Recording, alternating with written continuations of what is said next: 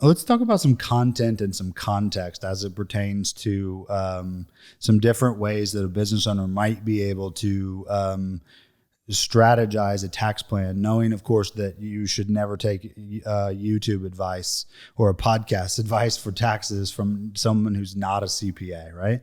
So talk to your CPA. That's my disclaimer. However, if we look at the content and apply some context, taxes are paid. If we think about it from an elementary level, I like to think of taxes being pockets. Okay. So in one pocket, you have 0 to a certain threshold that you pay 0% taxes on. So it's like this year, it's like zero. Roughly the first $12,000 that you earn is 0 tax. Okay. Then the next pocket has, a 10 to 15% tax bracket, and then it escalates from there up to 37.5% or so. That first pocket is 0% taxes. So $0 to $12,000 in annualized income is no money paid in taxes. Right. And so if you were looking for a way to earn $0 to $12,000, pay nothing on it, oftentimes, one thing that people will look at is hiring their children. Right.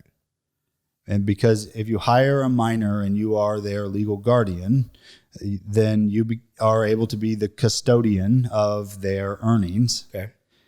And people will say, well, yeah, but my child is 4 years old. How could I hire them and put them to work in my business? And my response is typically, did Macaulay Culkin have a job? Yeah. Do we think that there are child actors? Yeah. Are there child models? Yeah.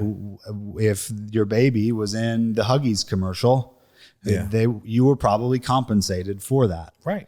And up to a threshold, your diaper model baby would not have paid taxes. Right. And so when you think about applying the context of child actors, of child marketing, of child models to your business, what comes to mind?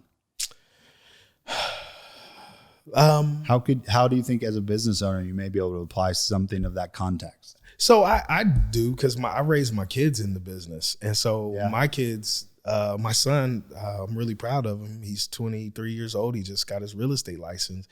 And he's grown up in this. Yeah. He's helped me with tasks and so things he's like too that. old now, right? Yeah, but I'm just saying, I'm thinking back to the past when I was out, knocking on doors or doing different things. He was right there, and my daughter, they were both right there. So they could be putting out flyers, right? Absolutely. While you're knocking doors across the street. Yeah. And then you could be having a photo session with them and marketing material to be child models. Well, actually with Julian, we have some pictures of Julian that I was running.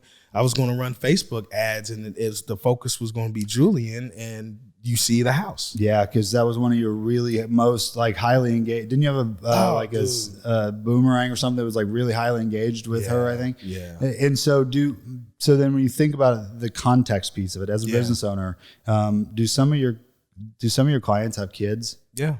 So seems very reasonable. Can do that, Seems very reasonable that you would have a child actor or a child involved in marketing media, when your customer, influencer, has children, have children businesses. As well. Yeah, I get it. Yeah. And so that's the type of context that you can apply to the content of the tax code potentially.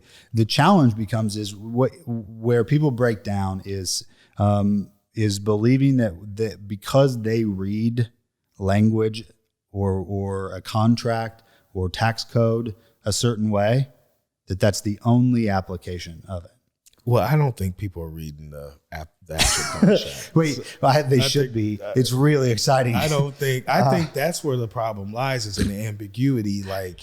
I just don't think people know. And they hear this is, and then you hear your mom or somebody of authority telling you that this is what this means, when in all reality, there's people reading this and saying, that's not what that says at all.